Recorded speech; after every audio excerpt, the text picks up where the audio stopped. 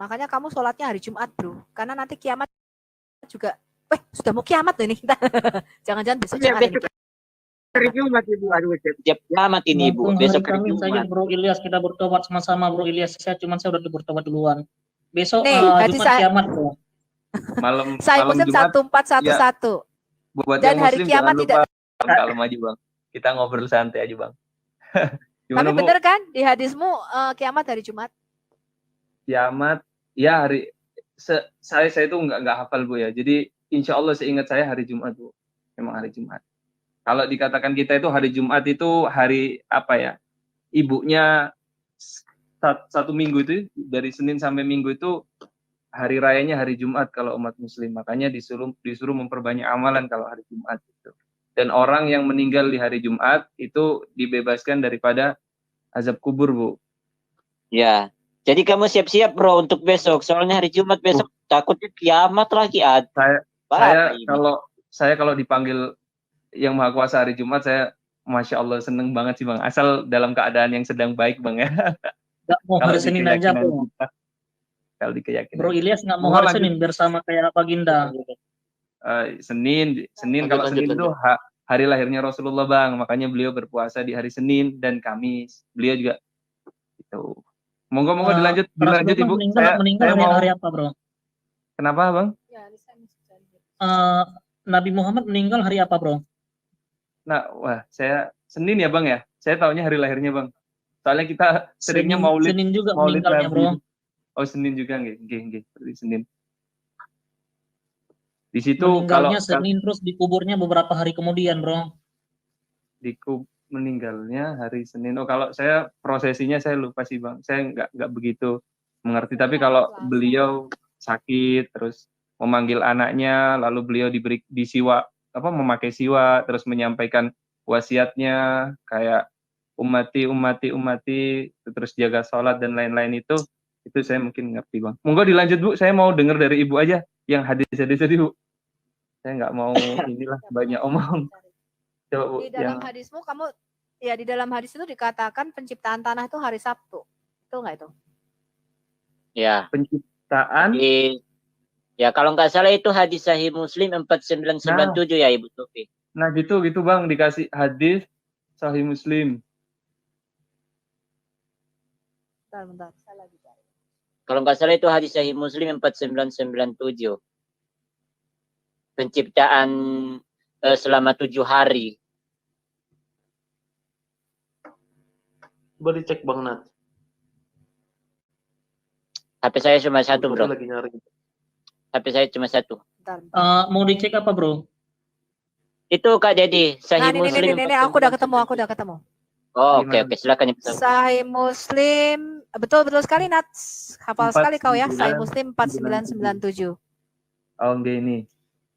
Ini Abu Hurairah berkata begini nih, Nabimu berkata, Allah Azza wa Jalla menjadikan tanah pada hari Sabtu, menancapkan gunung pada hari Ahad, menumbuhkan pohon-pohon hari Senin, menjadikan bahan-bahan mineral hari Selasa, menjadikan cahaya pada hari Rabu, menebarkan binatang pada hari Kamis, dan menjadikan Adam hari Jumat setelah asar, yang merupakan penciptaan paling akhir, yaitu saat terakhir di hari Jumat antara waktu azhar hingga malam. Nah, ini kan Adam ya kan?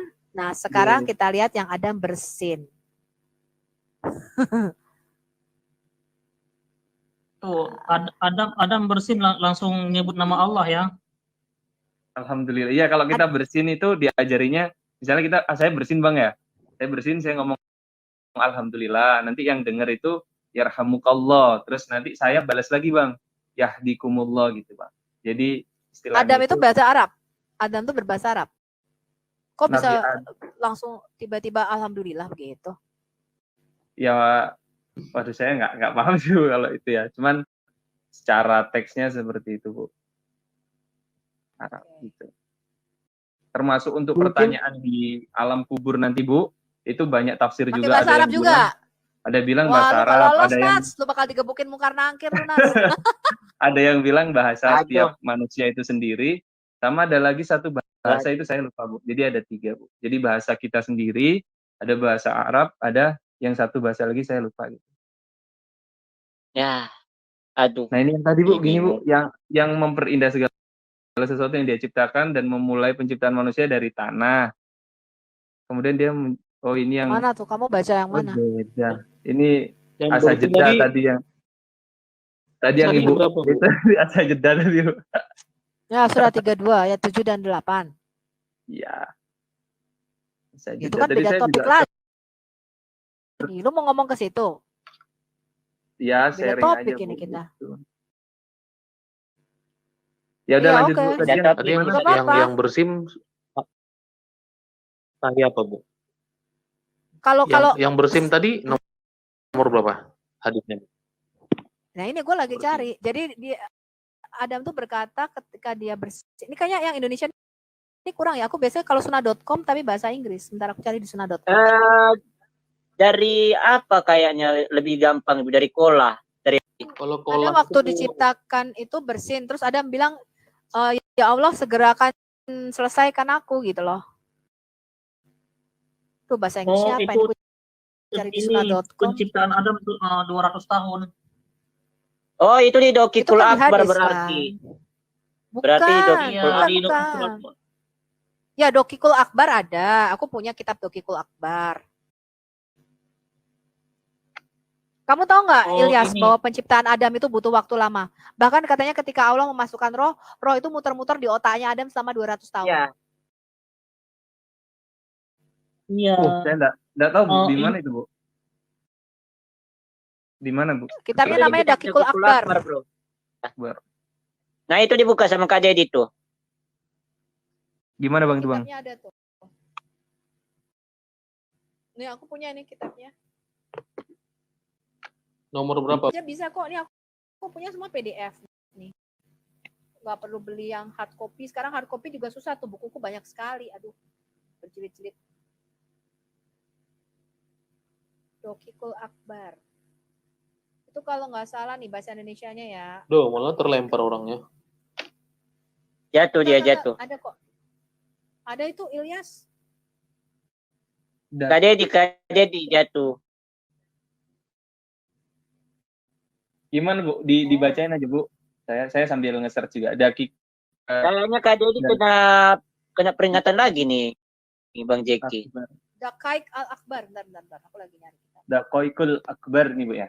Dakaikul Akbar. Kitabnya Imam. Oh ini. Iya, bahkan di kitab Dokikul Akbar itu penjelasan tentang penciptaan Adam itu jelas. Bahkan ada di situ tertulis Adam diciptakan dari tanah sengketa. Tanah sengketa Bang. Iya, Bro. Karena dia bumi sama malaikat ini beda pendapat. Jadi bumi ini ketika mau diambil tanahnya dia udah tahu jangan diambil, nanti aku dikutuk kata bumi. Karena bumi ini kayaknya udah tahu Allah bakal menciptakan Adam jadi manusia, nanti manusia ini bakal dikutuk. Nah itulah sebabnya dia mengirim 4 malaikat Bro. Kamu baca aja di situ. Dakoik Al-Akbar ya Allah. Sebentar. Aduh sebentar. Aku banyak sekali ininya sih. Bukunya jadi mesti cari dulu. Judulnya kalau nggak salah rahasia Penciptaan alam Adam. gaib kalau nggak salah. Bukan, Rahasia alam gaib. Dakoik Al-Akbar itu rahasia alam gaib judul bahasa Indonesianya. Enggak. Soalnya kalau dalam hal perintah Allah sih, kalau misalnya malaikat suruh ngambil, dalam keyakinan saya semua makhluk mungkin tidak ada penolakan ya Bu. Soalnya kan mereka takut. Itu kan belum ada manusia. Iya, termasuk kan bumi, gunung. Tapi dikatakan Bu. Ya masa bumi bisa ngomong, gunung bisa ngomong? Mana sih lu? Allah alam. Bisa ngomong. Saya belum pernah tahu sih. Tapi Masa dia bumi bisa ngomong? kalau di kita dia bakal jadi saksi. Kalau kita berbuat dosa di atasnya, dia akan bersaksi sedemikian. Kalau kita berbuat baik di atasnya, dia juga akan bersaksi sedemikian Bu. Semuanya sih. Siapa yang bersaksi? Ya langit, bumi. Itu. Kalau di kita Bu ya. Kalau di kita. Nah ini nih, Dokikul Akbar itu rahasia alam gaib dan alam akhirat. Ini Imam Abdirrahim bin Ahmad Al-Qadi. Kamu bisa download bukunya, itu ada. Jadi menurut dia Muhammad ini diciptakan dari nur. Jadi ada namanya Nur Muhammad gitu. Namanya Ruhul Azam. Ruhul Azam itu nur daripada nabimu. Ini saya boleh sedikit cerita nggak, biar jadi wawasan kita sama teman-teman. Kalau di dalam bentuknya burung merak. Yang saya tahu Bu ya, jadi nurnya Rasulullah itu sudah ada di surga dan melihat di arsy-nya Allah itu Bu, di pilarnya ada tulisan La ilaha illallah Muhammad Rasulullah gitu Bu. Lalu beliau bertanya. Oh berarti nama Muhammad, sebentar. Nama Muhammad ini sejajar dengan nama Allah. Setelah nama Allah itu nama Muhammad Bu, tidak ada sekat di antaranya. Jadi tidak ada. Kalau kami, ya sebentar, saya kasih tahu Anda. Mungkin Anda Muslim, Anda nggak tahu. Kalau kami yang namanya pengakuan iman itu tidak boleh menyertakan nama manusia. Makanya kami nggak ada yang mengatakan. Kalau Anda tanya orang Yahudi ya, sekalipun mereka mengagungkan Moshe Rabenu ya atau Nabi Musa, dalam pengakuan mereka nggak pernah ada yang namanya nama-nama Musa dibawa-bawa. Oh, enggak. Ya, mereka mengatakan Shema Israel, Tuhan Allah kita, Tuhan itu Esa. Dan tidak pernah ditambahi dan Musa adalah utusannya. Begitu juga dengan pengakuan iman Kristen. Kami tidak pernah mengatakan dan Yesus adalah utusannya. Karena kami percaya dia firman. Makanya kita mengatakan Bapa dan firman dan Roh Kudus. Itu pengakuan iman kami. Nah, ini kok bisa nama nabimu bisa ada di arsy-nya Allah? Bisa sejajar dengan nama Allah. Itu Nabi Adam nanya, Bu, kalau di kisahnya, lu itu nama siapa kok bisa engkau taruh di setelah namamu gitu. Lalu dikasih tahulah bahwa nanti daripada keturunanmu itu akan ada seseorang yang namanya Muhammad dari sulbinya, Bu. Itu dan kalau mau dinasab, nasab Rasulullah itu tidak terputus, Bu, kalau sampai Nabi Adam. Dan semua nasabnya itu tidak ada yang jelek, Bu. Kalau Ibu nggak percaya boleh diteliti. Nasabmu di dalam sirah Nabawiyah Ibn Katsir halaman 51 cuma sampai Adnan. Nasab di atas Adnan adalah berdusta. Kamu sudah baca belum sirah Nabawiyah Ibn Katsir halaman 51 tentang silsilah nabimu? Belum sih, Bu. Saya itu enggak begitu hafal sih, soalnya kalau dalam keyakinan saya Rasulullah kan itu yang dikatakan ustadz mulia mungkin. Jadi ya wallahu alam sih kalau Ibu pendapatnya seperti itu. Jadi seperti itu Bu, waktu itu ceritanya seperti itu kisahnya. Saya tanya, logika enggak di arsy-nya Allah itu pakai tulisan Arab pada waktu itu? La ilaha illallah itu tulisan Arab. Oh, Arab. Jadi Allahmu berbahasa Arab. Wallahu alam, saya nggak tahu tulisannya seperti itu Bu, itu. Mungkin bisa Indonesia, la ilaha illallah Muhammadur Rasulullah saya juga. Yang ngukir kan Allah. Betul enggak? Atau beli kursinya di mana? Siapa yang ngukir tulisannya itu? Di arsy-nya Allah. Enggak dipertanyakan sih Bu sama Nabi Adam. Jadi teks yang tertulis cuman itu nama siapa seperti itu. Kira Allah kasih tahu. Itu hadis mana ya? Karena kan di Quran enggak ada kan? Kalau benar-benar nabimu namanya tertulis di arsy-nya Allah, di Quran pasti ada dong. Saya ini enggak itu Bu, saya enggak enggak begitu ingat gitu. Maksudnya ya, di titik yang kita mana. pakai oke.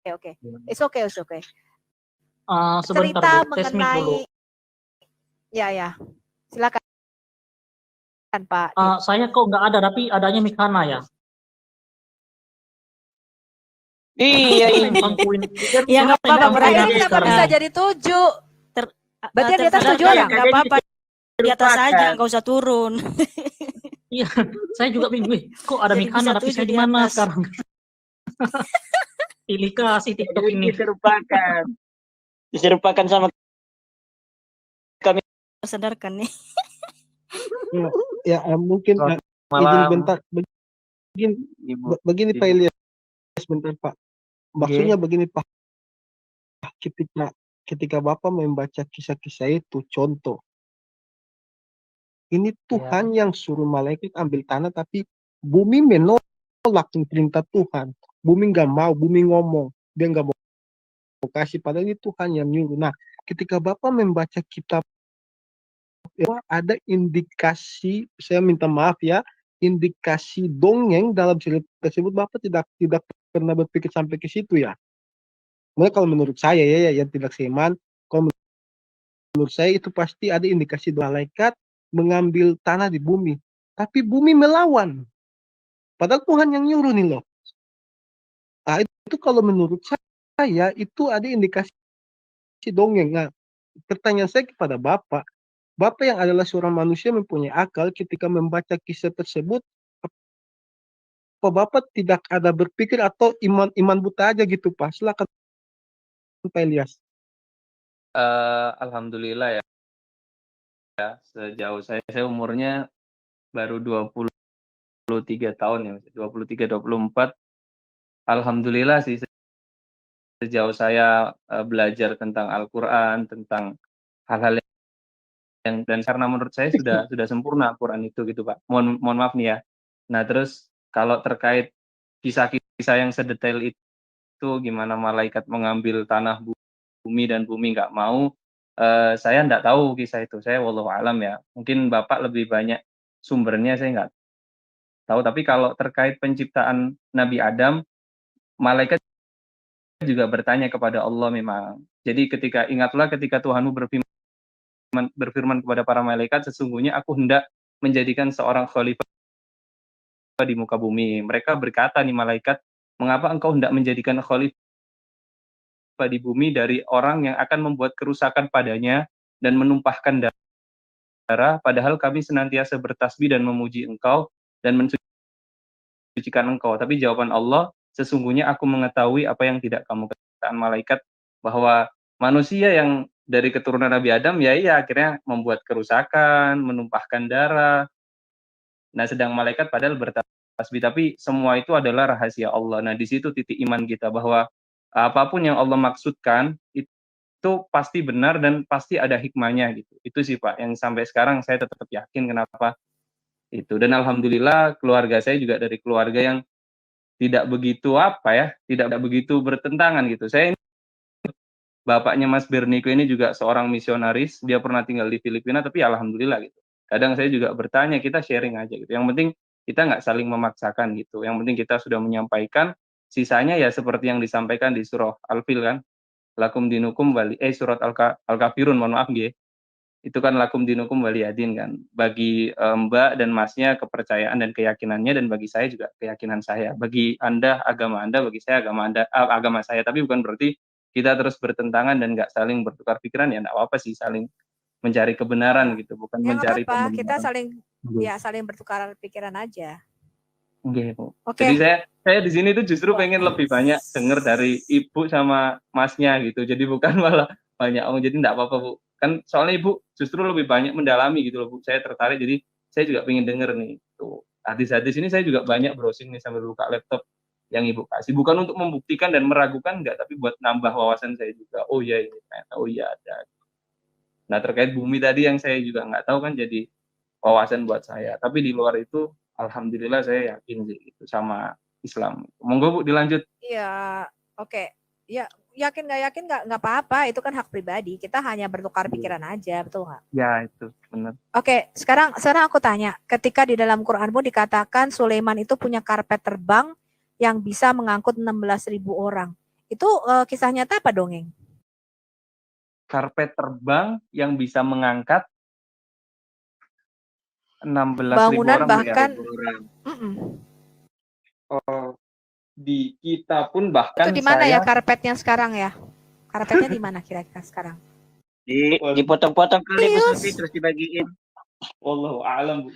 Tapi saya pun Nabi Isra Mi'raj ke Sidratul Muntaha bertemu dengan Allah pun walaupun tidak masuk di logika pun saya ya yakin. Jadi kalau itu memang benar dan memang ada di dalam hadis dan Al-Quran, insya Allah yakin. Boleh dikisahkan Bu? Saya pengen tahu intinya. Cari aja, itu banyak kok di dalam tafsir. Kan ada kan di dalam Quranmu Sulaiman punya apa? Nabi Sulaiman. Karpet terbang yang bisa ngangkut kerajaan, bahkan dikatakan di dalam tafsirmu ya kalau nggak salah. Aku udah pernah bahas juga tuh. Dia makan siang di mana, makan malamnya di Baghdad apa di mana gitu. Pokoknya. Dan dia tuh karpetnya tuh bisa ngangkut 16.000 orang termasuk bangunan, jin, dan segala macam. Kan di dalam Quranmu kan Sulaiman kan punya pasukan jin, pasukan burung, betul nggak? Ada burung hutut bisa bicara. Di dalam Quranmu kan Nabi Sulaiman bisa berbicara dengan seluruh binatang, dia punya pasukan jin, dan Saya yang pernah dengar tuh di zaman Sulaiman tuh seluruh kitab-kitab sihir itu disimpan sama dia, Bu. Di istilahnya biar nggak ada sihir lagi, sama beliau ditutup gitulah. Disembunyikan, istilahnya dirampasi semua. Tapi berjalannya waktu sampai ke sini itu bocor sedikit, jadi ada sihir gitu sih. Nabi Sulaiman juga dikisahkan pernah ngasih makan ikan nun. Ibu ada nggak di Bible mungkin? Di kitab Ibu? Kita nggak ada yang dongeng-dongeng begitu. Targum 2 Ester. Nah, itu adalah buku dongeng Yahudi. Di Targum 2 Ester itu ada kisah Sulaiman bicara sama burung hudhud. Di mana burung, ini kalau di sana bukan burung hudhud, tapi semacam ayam jantan. Nah, ayam jantan itu dia terbang ke, kamu kan ada cerita Ratu Sheba tuh. Ratu Sheba yang kelihatan betisnya, terus dia melangkah itu kan kaca dikira air gitu-gitu kan. Nah, itu ada di Targum 2 Ester. Nah, kamu baca di situ. Ya, itu dongeng, itu Legend of the Jews. Nah, terus dongeng, Bu, maksudnya. Iya, itu masuk cerita dongeng. Nggak ada di Alkitab kita.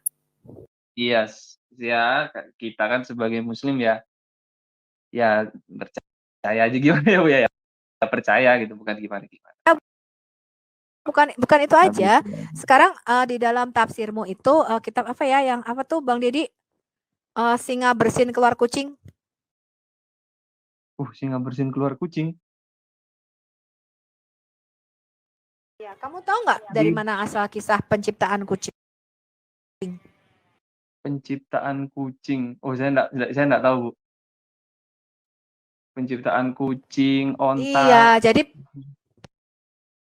pada waktu onta, gua nggak ngerti onta, nggak diceritain di dalam Nabimu ya. Pada waktu Nabi Nuh membawa binatang masuk ke dalam bahtera kapal, keledai itu masuknya paling akhir. Kenapa? Karena ternyata setan itu dia bergelanyutan di buntutnya keledai. Dia pegangan di buntutnya keledai. Nah, keledai itu sama Nabi Nuh begini, lu kenapa ya lu kagak masuk-masuk, lambat banget lu di pintu doang. Si keledai bilang, ini nggak bisa nih dipegangin buntut gue sama setan. Nah, akhirnya setan ikut masuk ke dalam kapalnya Nabi Nuh. Nah, ternyata setan itu ngelus-ngelus kalau nggak salah ekor. Ketika dia ngelus-ngelus ekor babi itu keluarlah tikus, di mana tikus ini memakan persediaan makanan di dalam kapal Nabi Nuh. Kata Nabimu loh ya, ini kan cerita hadis Nabimu. Kemudian ketika kasih ide kalau nggak salah lewat malaikat Jibril ngomong itu singanya dibuat flu, demam. Ketika singanya demam, singa bersin. Waktu singa bersin keluarlah si Jerry. Nah, akhirnya disitulah kejar-kejaran antara Nabi Nuh ceritanya. Itu ada di dalam kitabmu. Hud. Ini lagi tak nyalain. Surat Hud. Jadi bisa lanjut dibaca Bang Det. Tolong. Ini wawasannya nih. Saya juga belajar juga ini. Surat Hud Cari ayat aja 40 bro Bang Det. di Google singa bersin keluar kucing atau penciptaan kucing. Ada kok. Namanya bukunya Hayatul Haiwan apa ya? Apa? Hayatul Kitab Hewan. juga, Bu, ya? Apa? Ya, kitabmu itu, kitab Islam. Hayatul Hayawan.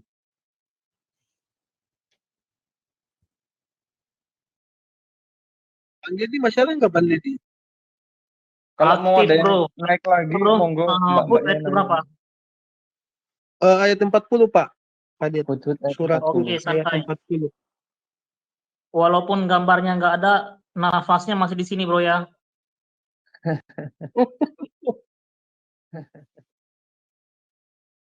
Ini terjadi Iya, kesalahan minta ya. tolong. 7 orang itu naik. Iya.